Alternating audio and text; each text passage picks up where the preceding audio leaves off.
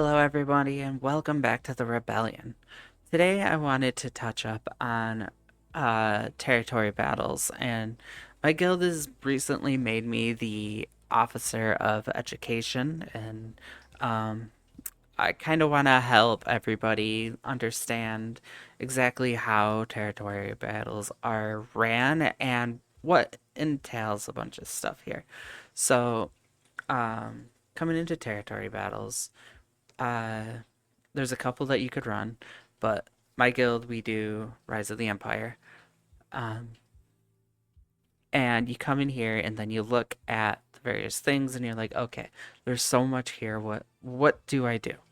So on Discord we have a couple of things set out. We have um our main setup to say, okay, here's our order of operations.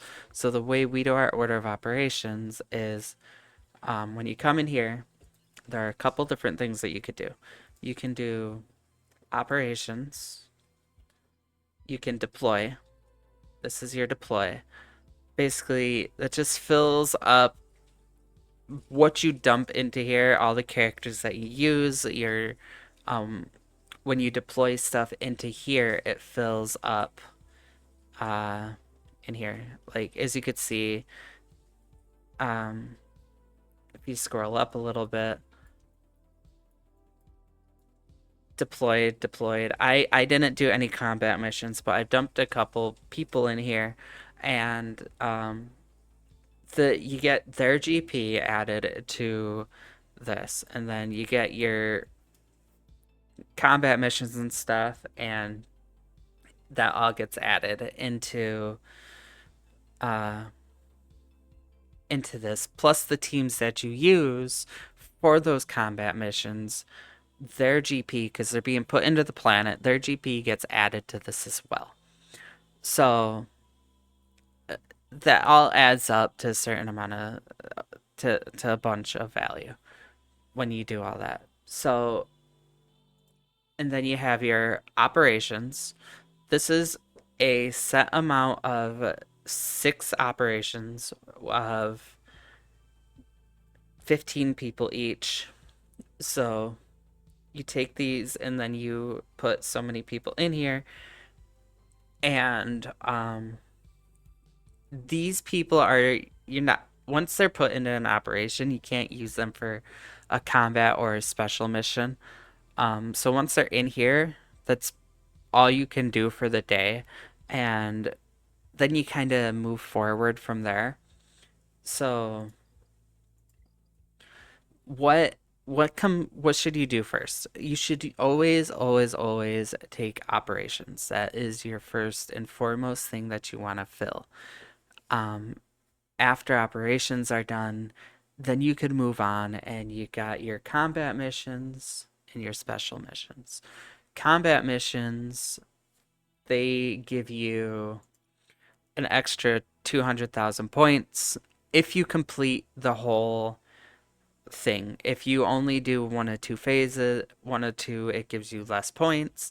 And then if you don't complete any phases, all it does is it takes the people that you deployed as part of that mission and just deploys it, and you get 0 points added for the mission.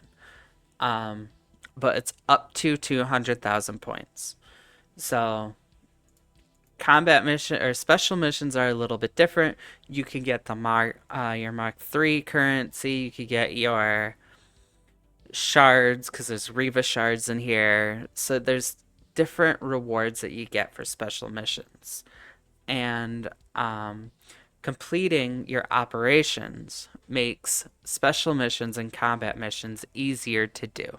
So you always want to make sure that this is filled as quickly as you can, so that way those that do the special missions and the combat missions have that little boost to help make the battles easier, so you can complete those waves a lot easier. And that's more points for the guild. And operations is taking all these stuff for the guild and making it much easier, because this is giant amount of points for operations. So when you deploy here instead of the combat missions, yes, combat missions are individual points, but this is a collective mission. Sorry, that was my phone. My alarm's going off to water the plants. So this is a collective mission to overall. Just getting the amount of stars opens up a ton of rewards. Um, so again, operations makes things easier. So what do you want to do for say you need a tune and you want to use this for a special mission or a combat mission, but that tune is required um for an operation. What do you do? So again, looking at the rewards here, up to 200,000. So you got Sidious here, who you could potentially put into this team to get up to 200,000 points. So if you look at operations, if you fill an operation, you get 10 million territory points. So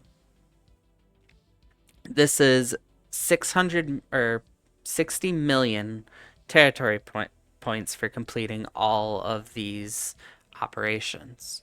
And again, it makes battles easier. So if you look at that one tune for 200,000 points or completing a territory platoon for 10 million points, it just adds up that obviously 10 million is much, much higher than 200,000 points. Um, so I know in our guild we had somebody who had an executor and was like, "Hey, I got this in my combat mission. Why is it for operations?" And this is why. Um, Fill on operations is a collective goal, and again, 10,000 points is way better, or 10 million points is way better than 200,000. So filling this is a lot higher of a priority for everybody because this affects everybody. So this is the bigger prerogative to do. Um, so the way my guild works is fill operations as quick as you can. There's an 8 hour window. If you can't fill it, then whoever will just throw down whatever. Um, so from there, after that's all done, I personally tend to wait for everything to be filled operations wise because if say um in 8 hours I have the ability to drop Palpatine here. Again, Palpatine, I could use him in that combat mission or I could help and drop him here. I'm waiting. I'm biding my time till the 8 hour mark, so about 9 o'clock for me. If he's not filled or any of these other people aren't filled, I will drop in with what I can and then try to work off operations that way. And then after operations, you do your combat missions and your special missions. So, again, combat, try to do what you can. My guild has special teams that you could use, so C and Watt, +3, or Pelp, or Trench, or Night Sisters, or whatever you use. So I would try to watch out for that because a lot of guild member leaders and those that place this know what they're talking about with this. So they tend to know exactly which teams to use generally, and so, a lot of times it's the same teams repeated. Like Over here on Coruscant, which is a pure light side battle, you have your Jedi, and then which is uh, Luke, other Luke, Hoda, Jolie, Jedi Knight Revan, and then over here you have Leia or Mon Mothma or Padme or blah blah blah, and then over here it's the same teams. So these are your recommended teams that tend to work for these overall general concepts. And if those aren't filled, if those are filled, you also have your special missions, which again you get other rewards. So like Mark III, which are very important. These Mark III rewards are super important for the shop and getting Cairo and other things that people need for their account. And again, scoundrels or Leia. So balancing these teams and how you want to use that on top of operations can be a bit overwhelming, but it's honestly super easy. As soon as operations is filled, then you could be like, okay, I can breathe. I take a step back. I know operations are filled. Let's look at the teams. Let's do this. And then if you can't do any special missions or combat missions, it completely okay. But do not ever, from a officer standpoint and from just a general guild person standpoint, because I've been in many guilds. Um, do not ever leave your guild with undeployed GP. So after your combat missions, after your special missions, all you have left to do at that point is deploy. So it's a simple deploy right there. You hit that, it'll ask you what you want to deploy. You can, this is the select all button behind me. Um, Select what you want. Don't select anything or select all. So once operations are done, if you can't do anything, just go in, select all, and deploy, and just be done with it.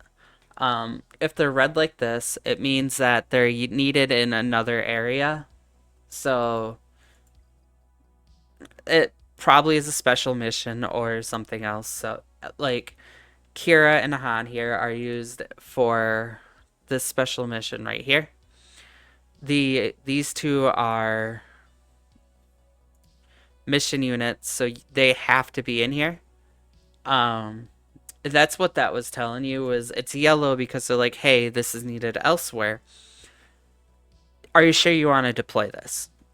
So select it all, hit yes. If you can't do it, hit yes. It's whatever. But don't leave your guild with undeployed GP, because last TB we were like 8 million close to getting the next star, and it was like 5 minutes between before the timer's up, because you only get 24 hours to do it. As you can see up above, phase 1 of 6, 20 hours left, 51 minutes, and then it's just 6 days of this. 24 hours each phase, and you don't want to do that to your guild where you're like, okay, are we going to hit the star or not? Because the stars are pretty important when you look at this. Um, if you look at rewards,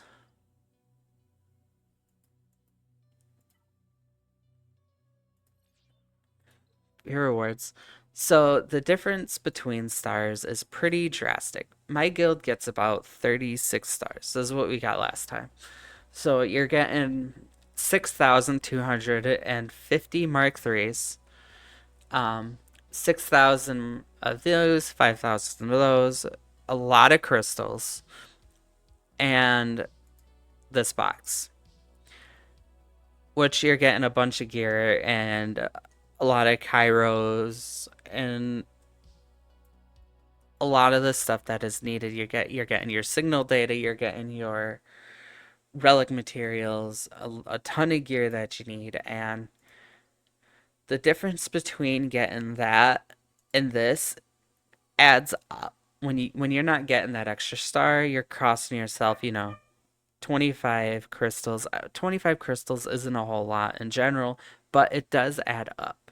When you're doing two Rise of the Empires a month, you're costing yourself 50 crystals actually if you cost stars. Or if it's a couple days and you drop 1 or 2 stars, all of a sudden you're looking at the difference between that and this, which is a lot of Mark III, which again, Mark IIIs are super important. You lost a bunch of gear and you lost crystals. So making sure that you capitalize into getting the prize boxes that you could get and pushing forward is a difference between crystals, which you need to feed your account for refreshes and everything else, and gear and again Mark threes and other stuff that you need for your shops. So maximizing your star count is super super important. Um, so just make sure that you're doing that, and then remember to go ahead and follow your order of operations. Being make sure ops are filled.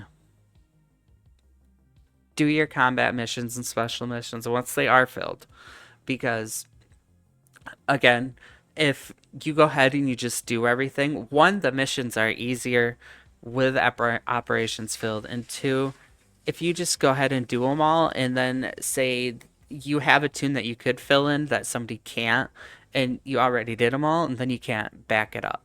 So, and going forward, fill-in operations makes the next phase easier too. So it's important to make sure that these are all filled. Um, and then you have your preloading too, but that's a whole nother concept. Preloading, I will get into the preloading. So preloading, we don't preload right now, but the way you preload is you do not want to get a star on your planet. If you get a star on your planet, it completes the planet and it goes on. So if you're preloading, do not get that star and do not fill in operations because that is dead GP. Um, so you want to make sure that you put 13 or 14 or 14, get 13 or 14 people in here without completing an operation. That would be for the next day, and then you go ahead and you fill everything up that day when you're ready to complete the planet. So preloading just means that you're just filling up most of it and then moving on to the next day. So again, make sure you deploy. That is the most important thing.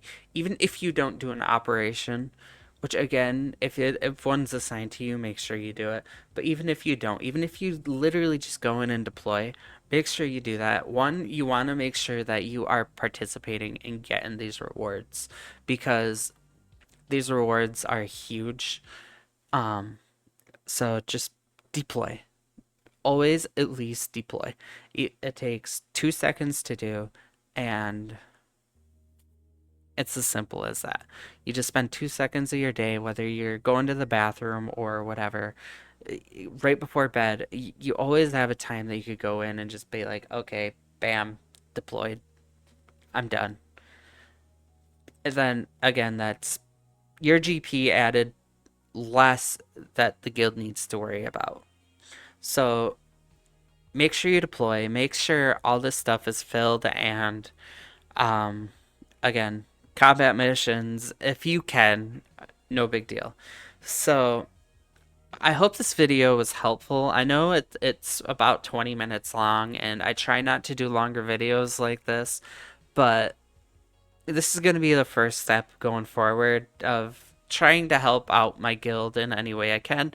I'm going to be trying the Riva mission. I'm going to be putting out videos for um, other parts of Rise of the Empire that I think is important. So again, remember to like and subscribe. That helps out. That helps the channel grow. And rebellions. are built on hope.